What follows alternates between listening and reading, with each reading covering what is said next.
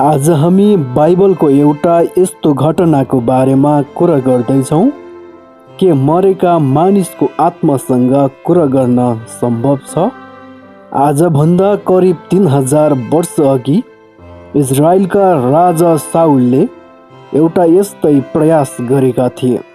के त्यो साँच्चै सामुएलको आत्मा थियो वा कुनै दुष्ट आत्मा?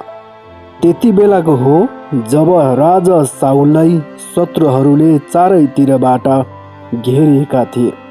उनले परमेश्वरलाई पुकारे तर कतैबाट जवाफ आएन। हार खाएर उनले एउटा यस्तो काम गरे जुन उनी आफैले इजरायलमा तन्त्र मन्त्र गर्न प्रतिबन्ध लगाएका थिए।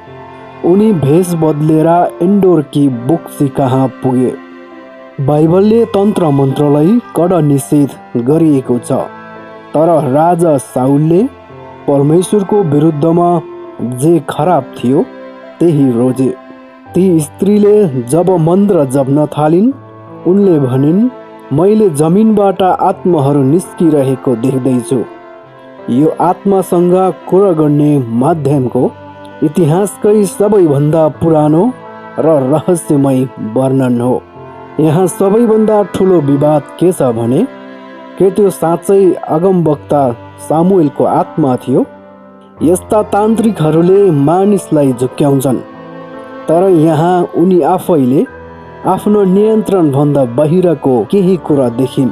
सायद परमेश्वरले अन्तिम न्याय सुनाउन सामुएललाई अनुमति दिनुभएको थियो कि भन्ने अनुमान छ।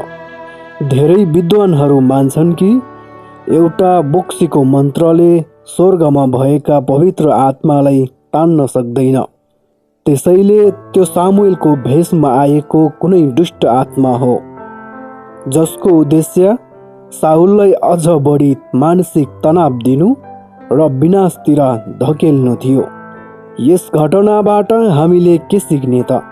जब मानिसले परमेश्वरको सत्यको साथ छोड्छ उसले अन्धकार र तन्त्र मन्त्रको सहारा लिन्छ। साउलको यो घटनाले के देखाउँछ भने आत्मिक संसार वास्तविक छ, तर तन्त्र मन्त्रको सहाराले समाधान होइन, केवल विनाश निम्त्याउँछ।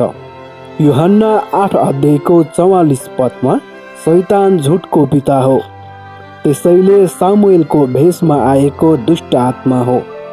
साउललाई तनावमाथि तनाव दिन आएको हो। दोस्रो कोरिन्थी 11 अध्यायको 14 पदमा दुष्टले पनि स्वर्गदूतको भेष धारण गर्न सक्छ।